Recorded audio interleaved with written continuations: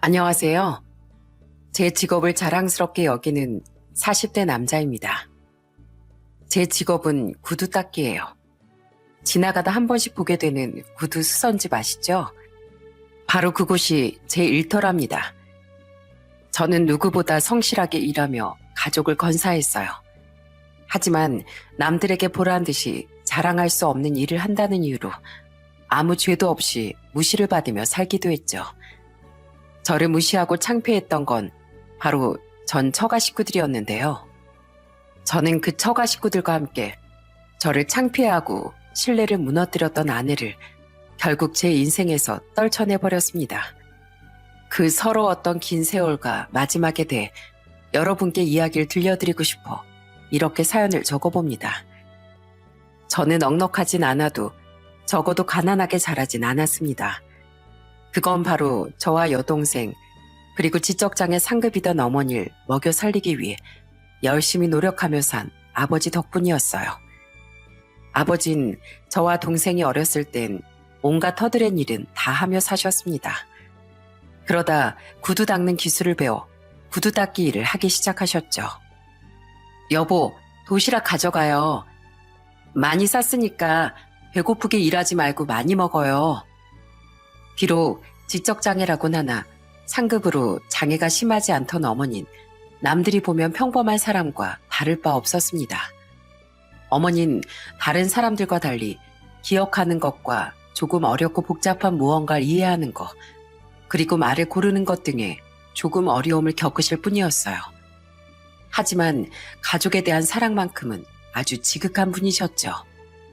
아버지 또한 가족을 많이 사랑하는 좋은 분이셨기에 저와 여동생은 사랑을 듬뿍 받고 자라 대학을 졸업하고 평범한 직장인이 되었습니다. 작은 회사에 취업한 전 나이 30에 2년간 연애했던 아내와 결혼을 하게 되었어요. 양가 모두 크게 여유롭진 않은 집안이라 우리 모아놨던 약간의 돈에 대출을 껴서 전셋집을 얻게 됐죠. 당시만 해도 장인 장모와 처형과 처형의 남편 그리고 처남 모두 살갑진 않아도 나쁘진 않은 평범한 사람들이었습니다. 아내 또한 제게 잘하던 좋은 사람이었으니 결혼을 결심했던 겁니다. 하지만 결혼한 지 3년 뒤 저는 때이른 고비의 순간을 맞이하게 됐죠. 뭐? 회사가 부도가 났다고? 계속 불안불안했는데 결국 이렇게 됐네. 미안해 여보. 제가 약 7년을 다녔던 회사는 경영난을 극복하지 못하고 부도가 나고 말았습니다. 당시 아들도 돌이 막 지난 나이고 아내가 출산하며 회사도 그만뒀던 때라 눈앞이 막막하더라고요. 그 뒤 아무리 이력서를 넣고 면접을 보러 다녀도 생각보다 재취업이 쉽지는 않더군요. 그러자 장인 장모는 점점 태도가 돌변하며 저를 구박하기 시작했어요. 자네 아직도 취업 못했나? 죄송합니다. 열심히 면접 보고 다니곤 있는데 생각보다 쉽지가 않네요. 하긴 별 볼 일 없는 대학 나와 쥐꼬리만한 월급 받고 다니던 사람을 어떤 회사에서 두 팔 벌려 환영해 주겠나. 그러니까 진즉 공부 열심히 해서 우리 큰 사이처럼 좋은 대학도 나오고 좋은 직장도 각오했어야지. 아이고 속이 타들어간다 타들어가. 취업이 안 되면 막노동이라도 해서 돈을 벌어야 할 거 아니야. 자네가 손가락만 빨고 있으면 우리 딸이랑 우리 손준 누가 책임져? 저도 대리운전도 뛰고 배달대행 아르바이트도 하면서 돈을 벌곤 있어요. 그러니까 장모님, 제가 번듯한 직장에 얼른 재취업하지 못한 건 죄송하지만 형님하고 비교하면서 절 깎아내리지 말아주세요. 제 마음에 너무 상처가 됩니다. 부탁드려요. 아이고, 사위 무서워서 내가 무슨 잔소리도 못하겠네. 그렇게 내 말이 못마땅하면 얼른 취업을 하던가. 끊어. 특히 장모는 시시때때로 제게 전화를 걸어 형님과 비교하며 절 무시했습니다. 처음엔 죄인처럼 마냥 죄송하다고 말하곤 했는데 듣다 보니 이건 아닌 것 같아 정중하게 그만해달라는 부탁도 드렸죠. 하지만 그럴수록 장모는 제게 더 심하게 굴더라고요. 한 번은 명절날 처형과 형님, 처남과 이제 막 결혼했던 처남댁 앞에서까지 이러더군요. 자네 지금 음식이 목구멍으로 넘어가나? 자네 때문에 볼이 푹 팬 우리 딸 얼굴을 보고도 자기 배 불릴 생각이 들어? 엄마, 내가 이 사람 좀 그만 괴롭히라고 했지? 내가 볼이 패긴 어디가 패요? 살이 빠지긴커녕 2kg나 쪘는데 오바 좀 하지 마. 이 사람도 정말 노력하고 있다고. 여보, 우리 그만 집에 가자. 여기서 밥 먹다간 당신 체하겠다. 너무 서러웠습니다. 형님과 처남댁 또한 민망한 듯 헛기침을 했죠. 그 와중에 처남은 엉망이 된 분위긴 신경도 안 쓰고 열심히 밥을 먹었고, 처형은 나지막이 엄마도 너 걱정되니까 그런 말 한 건데 오히려 네가 유난이다 얘 하며 장인과 함께 아내를 흘겨보더군요. 아내 최근에 결국 우린 밥을 먹다 말고 처가를 나왔습니다.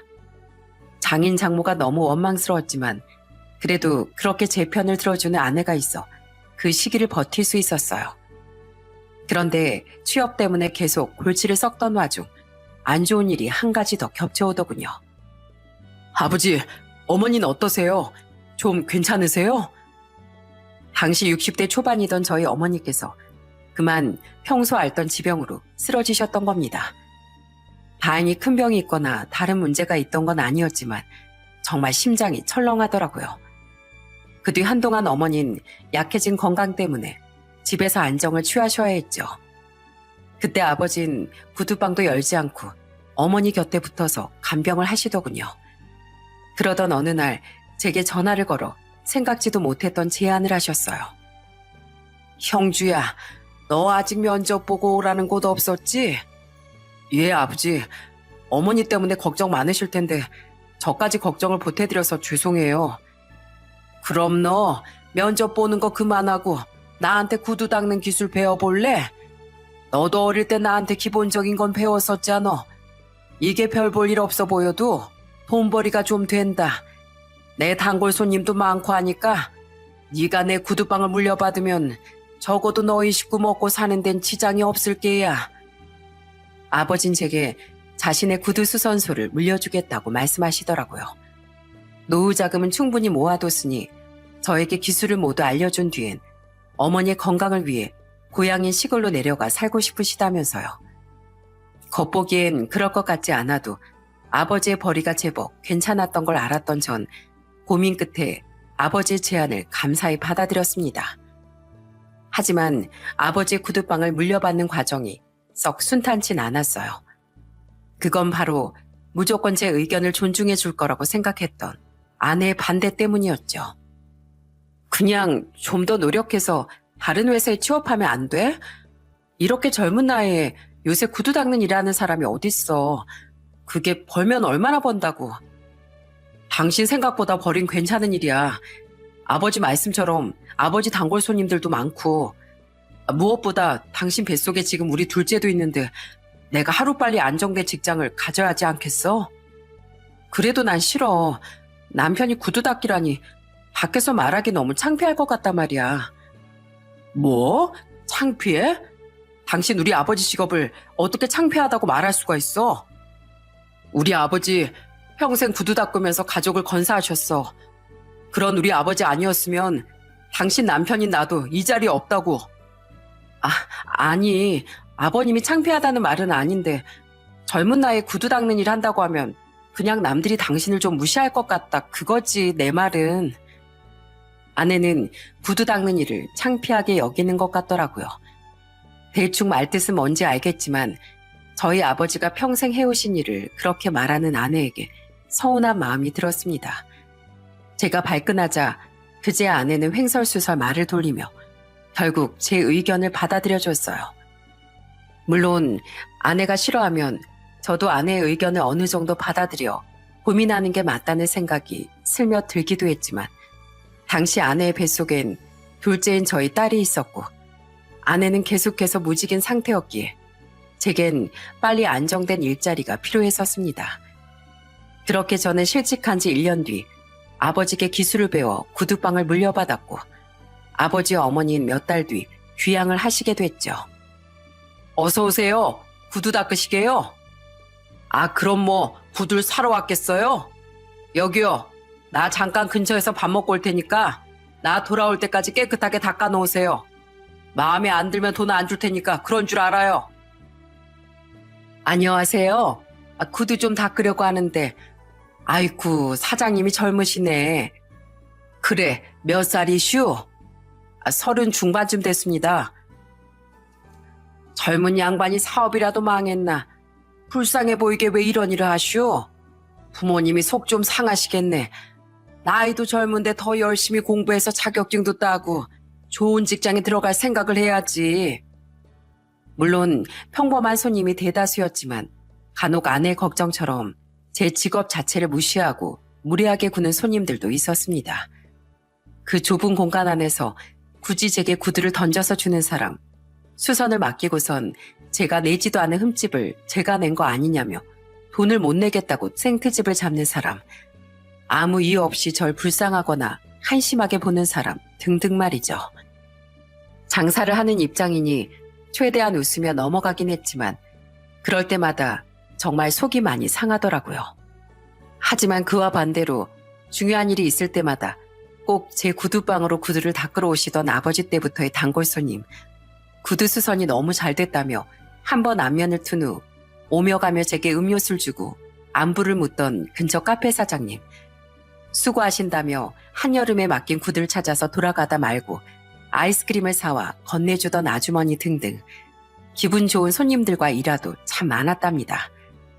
비록 사람들은 제 직업을 그리 멋지다고 생각하지 않을지도 모르지만 저는 나름대로 이 일을 하며 뿌듯함을 많이 느꼈어요.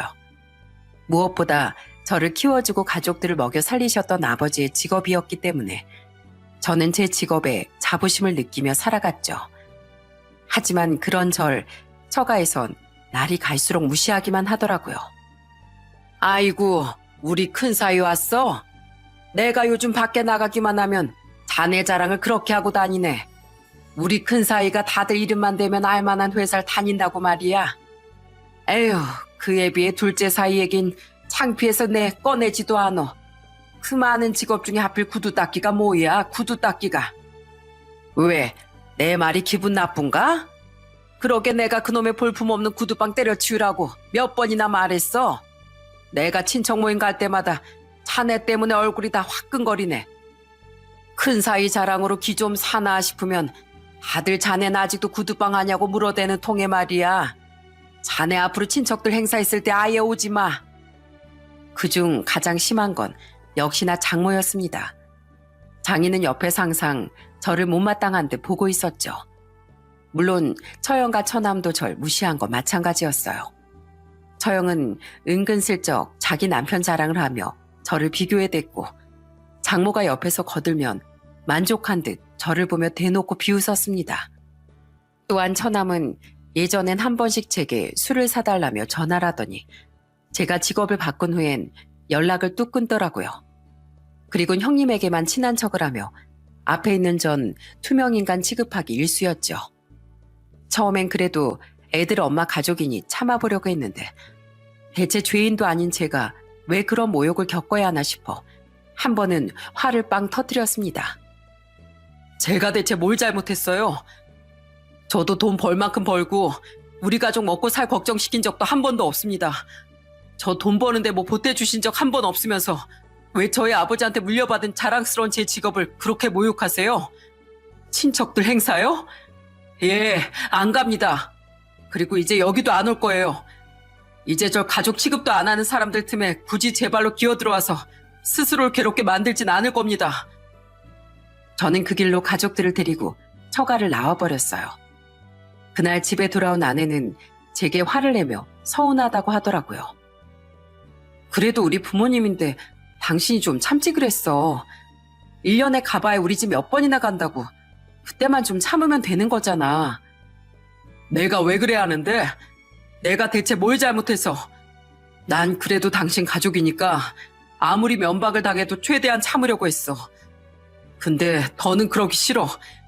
게다가 당신 예전에 내가 일자리 못 구해서 구박당할 땐 그래도 내 편 들어주더니 당신이 반대하던 구두방 시작한 뒤론 화를 내긴커녕 은근히 당신 가족들 편들지 않았어? 나 빼고 다 나를 못마땅해 하는 집에 대체 내가 왜 가야 되는데? 그거야. 그러면 당신이 기분 나빠서라도 그 일 그만둘 줄 알고 좀 동조했던 거지. 솔직히 나 큰애도 초등학교 들어간 마당에 당신 직업 좀 창피해. 정민이 학교 학부모들 만나면 남편 구두 닦는 일 한다고 하는 거 부끄럽단 말이야. 여보, 애들을 생각해서라도 이제 그만 그 일 그만두면 안 돼? 진짜 어이가 없다. 당신 내 직업 그렇게 창피하면서도 내가 벌어온 돈으로 사치할 건 다 하고 살지 않았어? 애 둘 낳고 당신 일 한 번 한 적 있어? 게다가 당신 최근 1년 들어선 내가 벌어온 돈으로 남들 사는 명품백 다 따라 사려고 하고 부자도 아닌데 사는 옷마다 명품 옷에 금반지에 식기들도 죄다 해외 명품 브랜드로만 사려고 했잖아. 애들 밥은 제대로 차려주지도 않고 SNS에 자랑식으로 사진만 찍어 올려대려고. 요즘 당신이 애들 나 몰라라고 브런치 모임이니 맛집 동호회니 하면서 돌아다니는 것도 내가 몇 번이나 참아줬어. 애들이 나 퇴근할 때까지 저녁도 제대로 못 먹었다면서 얼마나 울상이었는지 알아? 그래도 애들 엄마니까 처가도 당신도 꾹 참고 산 거야. 그리고 당신도 애들 키우고 살면서 힘들었을 테니까 그래 좀 놀러도 다니고 사고 싶은 것도 사라고 그냥 내버려 뒀던 거라고.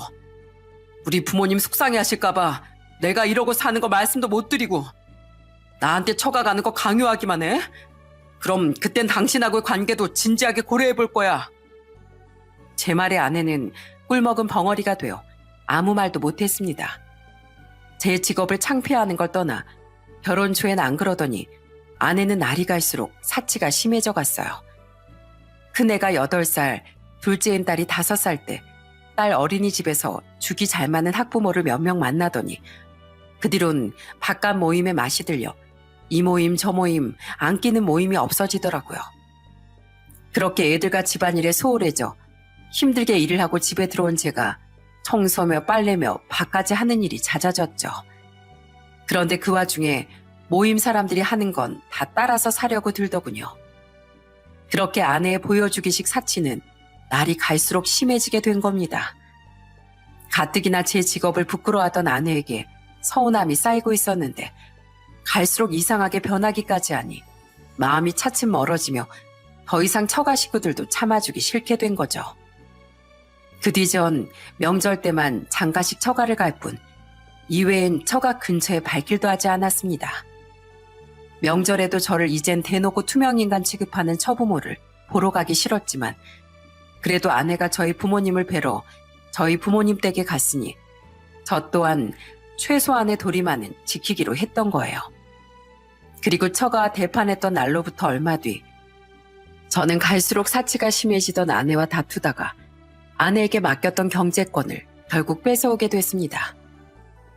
당신이 그렇게 하겠다고 박박 우겨서 돈 관리 당신한테 맡겼었는데 더는 안 되겠어. 이제부터 돈 관리 내가 할 거야. 싫어. 나 돈 관리 잘하고 있어. 진짜야. 아니, 봐주는 것도 한계가 있지. 더는 못 참아. 당신 변해도 너무 이상하게 변했어. 그때 아내는 끝까지 제게 경제권을 뺏기지 않으려고 하더군요. 그러다 결국 힘으로 통장을 빼서 통장 정리를 해보니 세상에 어느 정도 예상은 했지만 다달이 나가는 아내 명의 카드값이 장난이 아니었더라고요. 집에 돌아와 아내를 추궁하니 할부로 산 명품옷과 가방들이 많았다며 기어들어가는 목소리로 말하더군요. 하지만 가장 큰 문제는 통장에 떡하니 찍혀있던 얼마 전의 인출 기록이었습니다. 당신 이거 뭐야? 뭔데 3천만 원이라는 거금을 인출했어? 아내는 3천만 원이라는 거금을 멋대로 인출해 썼더라고요. 놀라서 아내를 최근에 들은 돈의 목적지는 제 화를 돋우는 데 충분했습니다. 그냥 좀 썼어. 그러니까 그 큰 돈을 어디에 썼냐고. 그런 큰 돈을 쓸 때 나랑 상의를 했어야지. 대체 어디에다 썼어? 사실은 엄마가 좀 필요하다고 해서 빌려줬어. 동혁이가 몇 년 사이 주식에 맞들렸던 거 알지? 근데 걔가 이번에 잘못된 정보를 듣고 대출까지 받아서 사고를 쳤나 봐. 그게 완전 폭락해서 지금 신용불량자 될 위기래. 당장 3천 못 갚으면 신용불량자 되고 이혼까지 당하게 생겼다고 하는데 그럼 어떡해. 저를 매형 취급도 안 하던 처남이 친 사고 뒷수습을 위해 아내는 장모에게 그 큰 돈을 빌려줬다고 말하더군요. 저는 아내에게 크게 화를 냈어요. 한 달 안에 그 돈 다시 가져와. 안 그러면 나 당신이랑 못 살아. 돈도 돈이지만 난 당신이 날 속였다는 사실이 더 화가 나. 그리고 또다시 이런 일 있으면 나 당신이랑 이혼할 거야. 알았어? 여보, 어떻게 아무리 그래도 나한테 이혼이라는 말을 해. 그리고 가족끼리 그 정도는 빌려줄 수 있는 거잖아. 가족? 당신 가족이 언제 날 가족 취급해줬는데? 잔말 말고 여기 또다시 이런 일 있으면 이혼하겠다는 각서 써.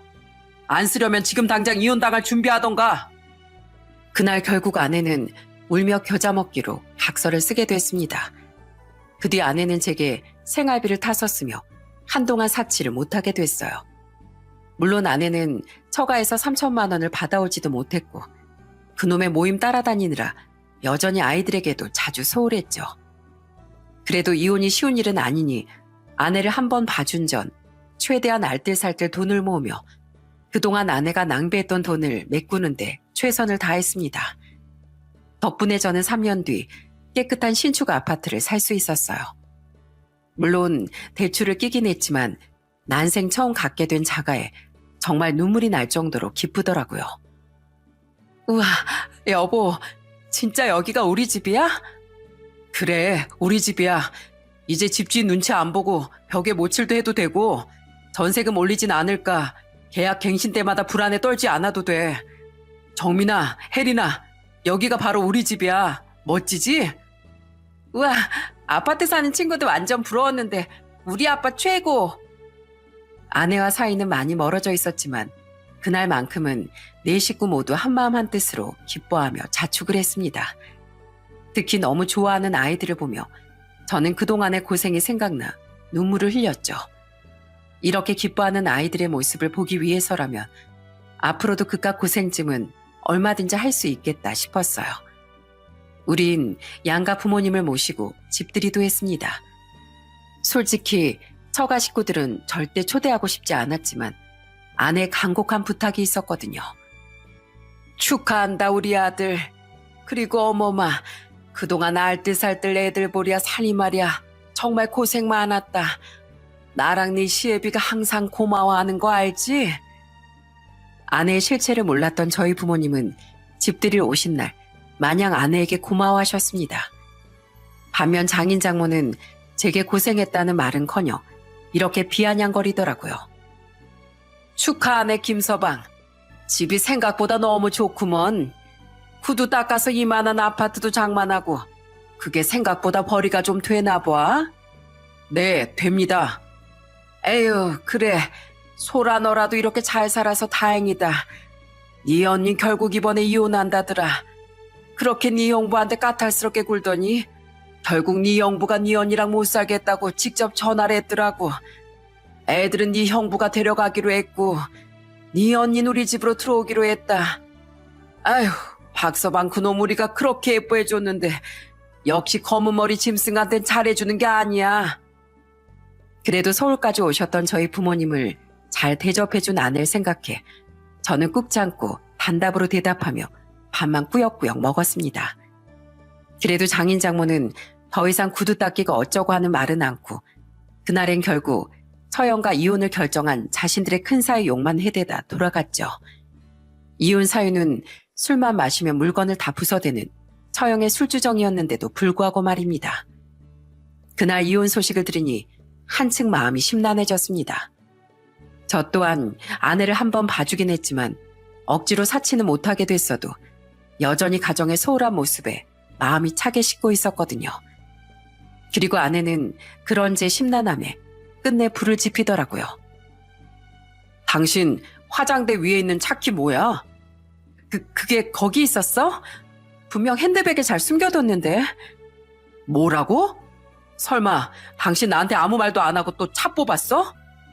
사실은 당신 몰라? 여기 아파트에 주차돼 있는 차들 보면 외제차가 한둘이 아니잖아. 게다가 나 요새 만난 이 아파트 여자들 알지? 거기 여자 중 한 명은 나처럼 주부인데도 자기 외제차 따로 끌고 다니더라. 남편 직업이 의사래.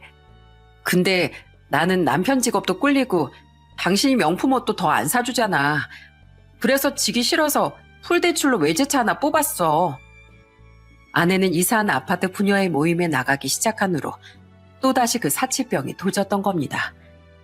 아내는 그 모임에서 또 죽이 잘 맞는 여자들 몇 명을 만나 전보다도 훨씬 자주 놀러 다니고 술을 마시고 다녔어요.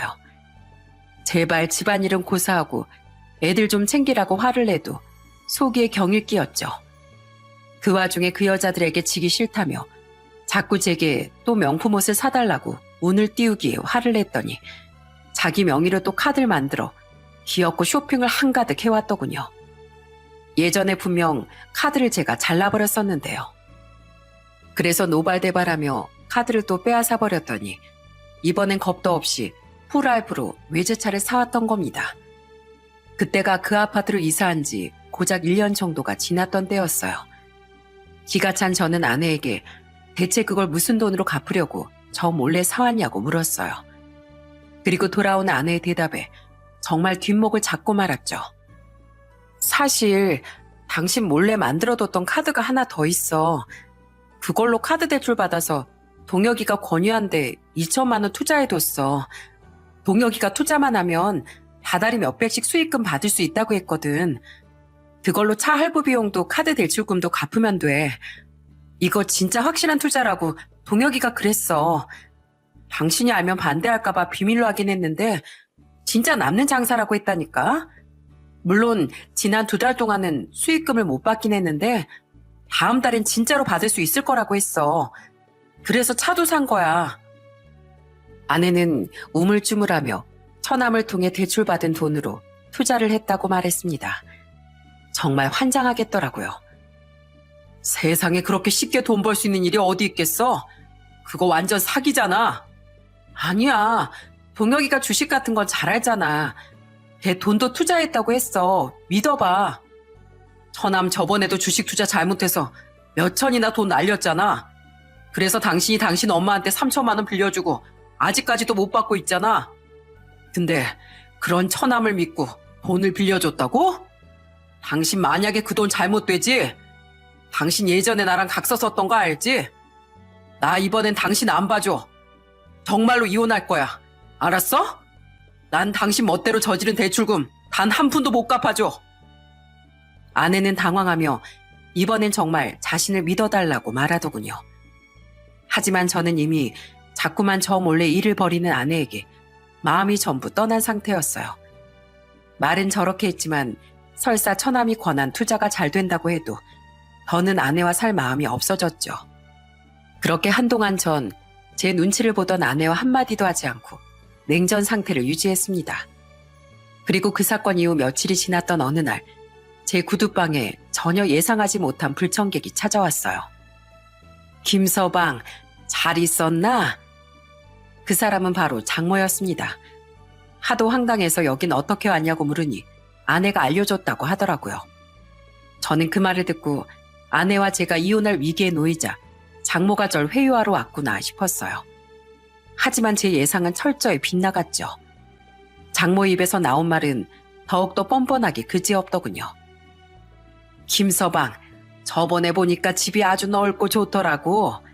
구두 닦아서 그런 좋은 집도 사고 우리 사위 아주 대단해. 아, 예.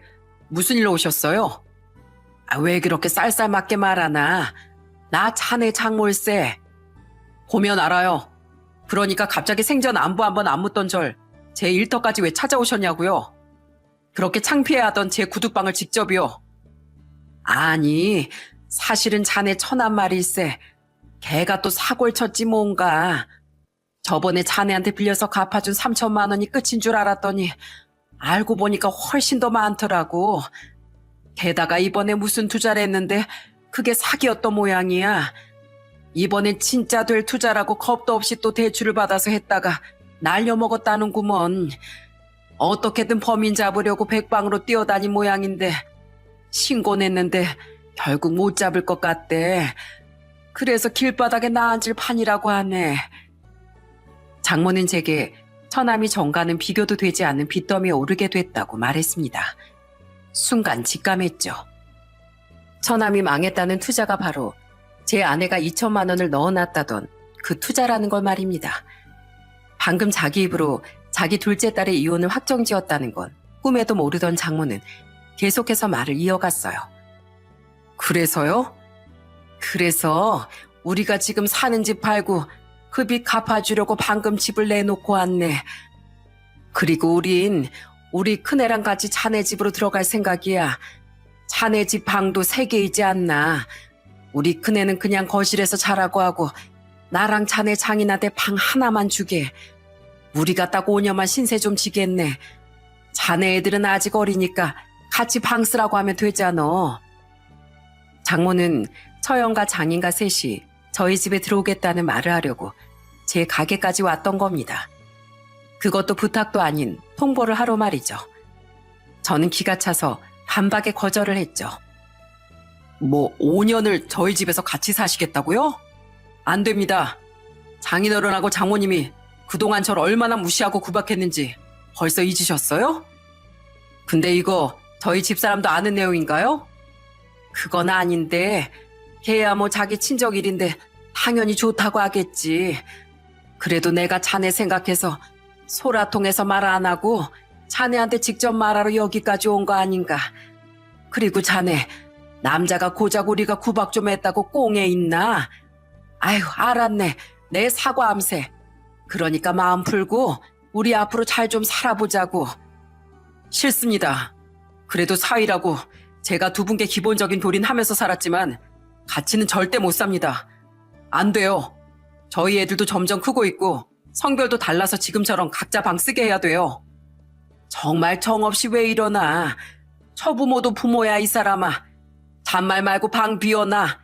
아직 둘째는 어리잖아. 지 오빠랑 같이 방 못 쓰게 할 것 같으면 자네 방에서 같이 지내게 하면 되잖아. 아니면 우리랑 같이 방 쓰게 해도 되고. 나 자네 아내 엄마일세. 아 그래요? 아까부터 부모 하시는데 저는 두 분이 저한테 언제 부모 역할을 해주셨는지 전혀 모르겠네요. 세상에 어떤 부모가 자식 직업 가지고 대놓고 무시합니까? 그리고 제 아내 부모라고 하셨죠? 그럼 장모님 그 귀한 딸 반품해드릴게요. 그럼 됐나요? 그러니까 이제 뒤돌아서 고이 돌아가세요. 물건도 아닌 사람이라 어디다가 폐기 처분하기도 힘들었는데 잘 됐네요. 제발 좀 데려가세요. 안 그래도 저 집사람이랑 이혼하려고 했거든요. 그거 아세요? 처남이 했다는 투자 집사람이 카드 대출 받아서 2천만 원이나 같이 한 거요. 예전에도 장모님한테 멋대로 3천만 원 준 거 걸려서 한 번만 더 그런 일 있으면 이혼하겠다고 저한테 각서 썼거든요. 근데 그 돈 절대 못 찾을 거라고 장모님이 방금 저한테 속 시원히 말해주셨네요. 전 돈도 안 벌면서 사치만 일삼고 애들한테 관심도 없는 그런 사람 이젠 지긋지긋합니다. 아 맞다. 그 3천만 원 언제 갚으실 거예요? 이제 가족도 아닌데 당장 갚으세요. 어차피 아내와 이혼할 생각이었지만 그래도 어른이니 좋게 거절하려던 제게 장모는 화를 내며 억지를 써대더군요. 결국 저는 화가 폭발해 아내보다 장모에게 먼저 이혼 선언을 해버렸습니다. 거기에 더해 제게 빌려갔던 돈도 당장 내놓으라고 소리쳤죠. 그러자 장모는 식겁을 하며 이러더라고요. 여기서 갑자기 그 돈 얘기가 왜 나와? 정말 쪼잔하게 왜 이러나? 그리고 애가 그깟 돈으로 사고 좀 칠 수도 있지. 고작 돈 문제 가지고 이혼을 해? 언젠 구두 닦기 사위라고 그렇게 절 무시하시더니 그 구두약 냄새 묻은 돈은 또 필요하셨나 보죠? 제가 구두 닦아서 산 저희 집도 이제 와서 그렇게 탐이 나셨어요? 근데 이미 늦었습니다. 저는 두 분한테 상처 받을 만큼 받았고 그래서 더는 두 분, 아니 그 집안 식구들 전부 가족이라는 생각도 안 들어요. 제 아내도 마찬가지고요. 고작 돈 문제가 아니라 제 직업을 창피하고 집안엔 관심조차 없는 와중에 그 사람에 대한 신뢰도가 완전히 깎여서 정이 뚝 떨어진 겁니다. 게다가 처가 식구들까지 이렇게 하나같이 모렴치한데 제가 뭘 위해서 이 결혼 생활을 유지해야 돼요? 안 그래도 이혼하고 싶었는데 가려운 거 시원하게 긁게 해주셔서 감사합니다. 이제 더는 우리 사이에 할 말 없겠죠? 얼른 나가세요. 영업 방해로 경찰 부르기 전에요. 저는 들고 있던 구두솔까지 내던지며 장모를 마구 쫓아내버렸습니다. 장모는 뭐 저런 놈이 다 있냐며 제게 욕을 한 사발 하더니 이내 사라졌더라고요. 진짜 마지막까지 오만정이 떨어지게 하는 사람이었죠. 그리고 그날 저녁에 집에 가니 아내는 염치도 없이 제게 화를 내더군요. 당신 우리 엄마 개쫓듯이 쫓아버렸다며? 어떻게 그럴 수가 있어? 그래도 우리 엄마잖아. 그래도 가족끼리 힘들 때 좀 도울 수도 있지. 절대 학가 못한다고 말했다며? 당신 진짜 정없다. 당신 아직 상황 파악이 안 돼? 장모님한테 못 들었어? 나 당신하고 이혼한다고 한 거. 처남하고 당신이 한 투자 사기였다며. 그거 왜 나한테 말 안 했어? 나도 이제 알았어. 걔가 풀이 죽어서 미안하다고 어제 전화 왔더라. 나도 속상해 미치겠어. 근데 당신 이혼 얘기 꺼낼 정도로 화가 났던 걸 아니까 어떻게 말해야 하나 싶어서 고민하고 있었던 거야. 솔직히 당신 나랑 진짜 이혼할 거 아니잖아. 당신처럼 가족을 중요시하는 사람이 어떻게 애들한테 엄마를 빼앗겠어. 그치? 근데 화가 나서 그런 소리를 한 거잖아. 나 다 알아, 여보. 여보, 어차피 이혼하지도 않을 거 우리 가족 그냥 좀 받아주면 안 돼? 엄마랑 아빠가 진짜 당신한테 앞으로 안 그럴 거래. 나랑 아까 전화로 약속도 했어. 그래? 그럼 당신이 직접 돈 벌어서 집 사서 당신 식구들 책임져. 당신 머리가 왜 그렇게 꽃밭인지 모르겠는데 난 당신하고 이혼할 거야. 나랑 쓴 각서 기억하지? 난 당신 집은 물론이고 당신한테도 정 떨어지기 시작한 지 오래야. 난 아주 이제 당신이라면 지긋지긋해. 그리고 집안일은커녕 애들한테도 관심 없는 당신을 애들 엄마로서 별로 남겨둬야 할 필요성도 못 느끼겠어. 저번에 당신이 주말에 하루 종일 나가 있던 날 있지? 그때 애들이 엄만 찾지도 않더라. 당신은 애들한테 그런 존재야. 있으나 마나한 존재. 당신이 그동안 말아먹은 돈이 얼만지 굳이 안 세워봐도 엄청난 건 알지? 게다가 당신 여태 애들도 잘 안 돌보고 가정에 소홀했던 것까지 보태면 이혼 소송에서 무조건 법은 내 편을 들어줄 거야. 당신이 멋대로 처가에 빌려준 돈, 그건 그냥 내가 애들 낳고 산정 생각해서 재산 분할해줬다고 생각하고 안 받을게. 그러니까 조용히 짐 싸서 나가. 여보, 진심이야? 여보, 내가 잘못했어. 우리 가족 얘기 때문에 더 화가 났구나. 알았어. 그럼 엄마한테 우리 집에 올 생각은 하지도 말라고 할게. 아니, 아예 우리 명절에도 친정에 가지 말자. 그럼 되는 거지? 여보, 무섭게 왜 그래? 내가 당신하고 이혼하고 어떻게 살라고? 그건 더 이상 내 알 바 아니지. 여태 내가 벌어온 돈으로 호의호식하고 살았으니까 앞으로는 직접 일해서 그 좋아하는 사치도 하고 모임도 나가. 그럼 되잖아. 그렇게 창피하던 구두 닦기 남편이자 사이가 나가준다는데 왜 이제 와서 다들 나한테 매달리는 거야? 난 당신한테 할 만큼 했어. 기회도 줄 만큼 줬고 그 모든 걸 다 뻥차버린 건 바로 당신이야. 이젠 내가 내 인생에서 날 좀먹는 당신하고 당신 가족들 영원히 내다버릴 거야. 그러니까 당장 나가. 제가 단호하게 나가자 아내는 그제 엉엉 울며 싹싹 빌더라고요. 하지만 이미 버스는 떠난 뒤였죠. 결국 아내는 짐을 싸서 친정으로 향했습니다. 가면서도 끝내 미련을 버리지 못하고 울면서 이렇게 말하더군요. 당신이 나 없이 잘 살 수 있을 것 같아? 주부가 집에 있을 땐 티가 안 나도 없어지면 바로 난자리가 보이는 법이야. 어디 나 없이 애들하고 한번 살아봐. 분명 며칠도 못 가서 후회하게 될 거야. 어디 며칠이나 버티나 보자고. 집안이라고 애들 돌보는 게 주부 아니야? 당신이 집에서 뭐 하던 게 있어야 난자리가 보이지. 쓸데없는 소리 하지 말고 이혼 서류 보낼 테니까 도장이나 찍어. 아내가 나간 후에야 저는 방에 들여보냈던 아이들을 불러 사과를 했습니다. 당시 13살, 10살로 어느 정도 철이 들었던 아이들은 울먹이면서도 저를 꼭 안아주며 이렇게 말하더라고요. 우린 아빠 편이에요. 나랑 혜린이는 엄마가 없어지는 것보다 아빠가 슬픈 게 훨씬 슬퍼요. 우린 아빠만 있으면 돼요. 그렇게 말해주는 아이들에게 고맙기도 하고 한편으론 얼마나 아내가 소홀했으면 애들이 이렇게 말하나 싶어 눈물이 났습니다. 다음 날부터 저는 직접 애들의 등교 준비를 해줬어요. 어차피 애들은 학교 끝나면 곧장 학원으로 가니 평소보다 조금 일찍 퇴근해서 아이들의 저녁을 직접 차려주고 집안일을 했죠. 솔직히 아내와 함께 살 때에도 늘상 하던 일이라 아내가 없어도 뭐가 불편한지 전혀 모르겠더라고요. 아이들 또한 아내를 전혀 찾지 않았고요. 저는 이혼 서류를 퀵으로 처가에 보내버렸습니다. 그러자 장모는 길길이 날뛰며 제게 전화를 걸더군요. 자네 진짜 자네까지 이럴 겐가? 소라가 지 언니처럼 술 먹고 물건은 부수기를 했어. 뭘 했어? 부부가 좀 마음에 안 드는 면이 있어도 참고 살 줄도 알아야지. 어쩜 그렇게 이기적인가? 장모님은 참 좋으시겠어요. 할 말 못할 말 어디서든 다 하고 사셔서요. 근데 그거 아세요? 장모님이 한마디 할 때마다 오만정이 와르르 떨어지는 거요. 그렇게 살다간 분명 주위에 있는 사람들 다 떠나갈걸요? 장모님이 잘못시킨 자식 교육 때문에 결국 장모님 딸들이 그렇게 이혼하는 겁니다. 장모님, 아니 아주머니, 저는 더 이상 그쪽 집안과 털끝만큼도 엮이고 싶지 않아요. 그러니까 그 창피한 구두방은커녕 직업 자체가 없는 아주머니 딸 데리고 천년만년 행복하게 사세요. 그럼 전 이만 차단합니다. 이혼은 진행해야 했기에 저는 아내를 제외한 모든 처가 식구들의 연락처를 전부 차단해버렸습니다. 그러자 이번엔 아내가 울며 불며 집으로 다시 찾아왔더라고요. 비밀번호도 제가 바꿔버려 열지 못해 저는 직접 아내에게 문을 열어주었죠. 이혼 서류에 도장 찍어왔어? 여보, 진짜 끝까지 이럴 거야? 어떻게 나한테 이럴 수가 있어? 설마 했는데 내 빈자리가 전혀 안 느껴졌어?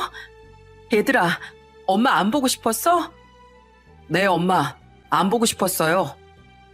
큰아들은 차가운 표정으로 자기 엄마를 향해 비수를 꽂더군요. 아내는 충격을 받았는지 울다 말고 그 자리에 얼어붙더라고요. 저는 그런 아내를 향해 말했죠. 이제 알았지? 당신 애들 엄마 자격이 없다는 걸. 계속 서류에 도장 안 찍으면 나 정말 소송 걸 거야. 애들한테 더 부끄러운 모습 보이지 말고 그만 이혼해. 아내는 결국 울며 겨자 먹기로 협의 이혼에 동의하게 됐습니다. 자신이 쓴 각서도 있었으니 그 이상은 억지 쓰지 못했던 거죠. 저는 그래도 아내가 가정에 충실했던 한때를 생각해 아내에게 어느 정도 재산 분할을 해줬어요. 뭐 그 돈으로 외제차 할부금 갚고 대출금 갚으면 얼마 남을지 모르겠지만 말입니다. 이혼 확정을 위해 몇 달 뒤 다시 아내를 봤을 때 아내는 아직도 정신 못 차리고 그 외제차를 끌고 왔더라고요. 직장은 구하지도 않고서 말이죠.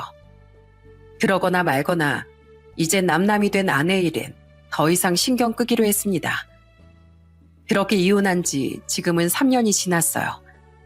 저는 여전히 열심히 구두방을 운영하며 어느덧 중3이 된 아들과 초등학교 6학년인 딸을 키우고 있죠. 그리고 그 사이에 저는 몇 번이나 전처의 전화를 받았어요. 특히 이혼을 했던 해엔 전처는 몇 번이나 울며 제게 전화를 걸더라고요. 애들 문제 때문에 연락을 완전히 끊을 수도 없어 전화를 받아줬더니 전처는 계속해서 하소연을 했죠. 여보, 나 진짜 당신하고 애들이 너무 보고 싶어. 나 요새 식당으로 일 나가. 엄마가 생활비 안 낼 거면 이 집에서 나가라고 해서 하기 싫은 일 겨우 구했어. 안 하던 일 하려니까 삭신도 쓰시고 모임 사람들한테 식당 일 한다고 말하기 창피해서 아예 모임에도 안 나가. 나갈 돈도 없고. 그리고 나 차도 폐차했어. 알고 보니까 이게 침수차더라. 완전 사기당했어.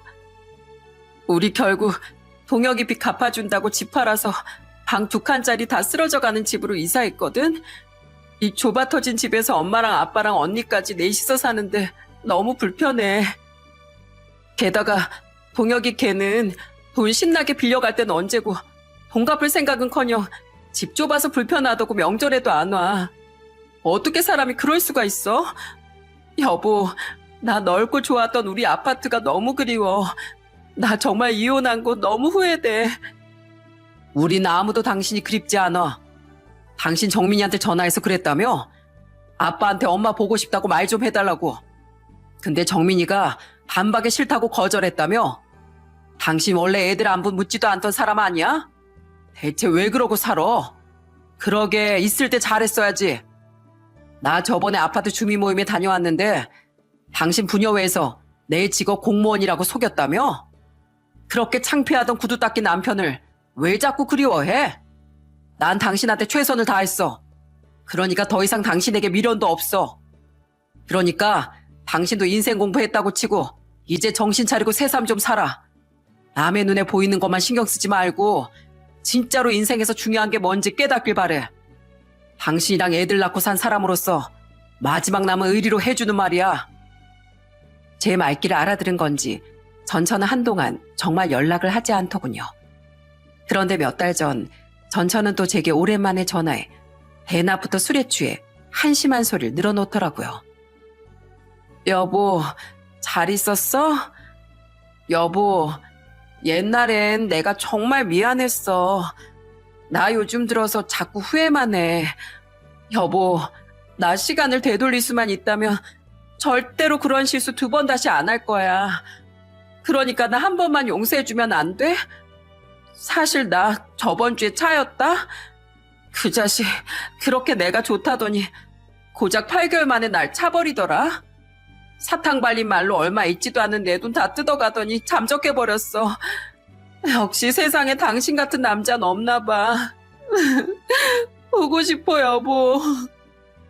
저는 그 한심한 말에 그냥 아무 대답도 않고 끊어버렸습니다.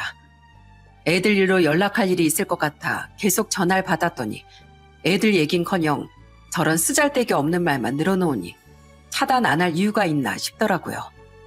그래서 그날 저는 전처의 번호를 그냥 차단해버렸어요.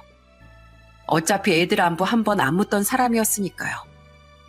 그 뒤로 전처가 어떻게 지내는진 알지 못하지만 애들에게도 연락 한 번 없는 사람이니 알아서 잘 살고 있겠거니 생각하고 있습니다. 아이들 역시 자신들이 밥은 잘 먹고 사는지 한 번 묻지도 않던 전처를 마음에서 잊은 지 오래랍니다. 오히려 가끔 조카들과 매제 함께 놀러오던 제 여동생을 더 좋아해 종종 안부 전화를 하곤 하죠. 저는 아내도 없으니 어느덧 많이 연로해지신 저희 부모님을 모시고 살고 싶었어요. 하지만 저희 부모님은 공기 좋은 시골이 훨씬 살기 좋다며 거절하시더라고요. 아빠, 우리 이번 주말에 강릉 가기로 한 거 안 잊으셨죠? 아이고, 맞다. 아빠가 깜빡했네. 아빠 너무해요. 저랑 오빠랑 둘 다 벌써 짐도 다 싸고 잔뜩 기대하고 있었단 말이에요. 아이, 농담이야, 농담. 아빠가 이미 수영장도 있는 숙소로 다 예약해놨죠. 와, 우리 아빠 최고. 저와 아이들은 전처 없이도 아주 즐거운 삶을 살아가고 있습니다. 슬픈 일이지만 아이들은 저와 전처가 싸우는 모습을 안 봐도 되니 오히려 너무 좋다고 하더라고요. 저는 앞으로 세상에서 가장 사랑하는 저희 아이들에게 엄마의 역할까지 전부 다 해주며 아빠로서 열심히 세상을 살아갈 생각이에요. 부디 전처도 그래도 애들 엄마이니 어딘가에서 남의 시선만 신경 쓰는 인생이 아닌 진짜로 멋진 자신의 인생을 살았으면 좋겠네요. 사람은 사회적인 동물이기 때문에 남들에게 보여지는 면을 중시할 수밖에 없다고 생각합니다. 하지만 남들의 시선만 신경 쓰다가 정작 진짜로 소중히 해야 하는 것이 무엇인지 잊는다면 그에 대한 대가는 자연스레 따라온다는 걸 저는 전처와 전처가 식구들을 보며 확실히 깨달을 수 있었어요. 무엇을 가장 가치 있게 여기느냐에 따라 내 인생의 행복도가 좌우된다는 말을 사연을 마치며 꼭 드리고 싶네요. 제 사연을 끝까지 들어주신 여러분께선 꼭 진정으로 가치 있는 무언가를 추구하시길 바라며 이만 사연을 끝맺음하겠습니다. 감사합니다.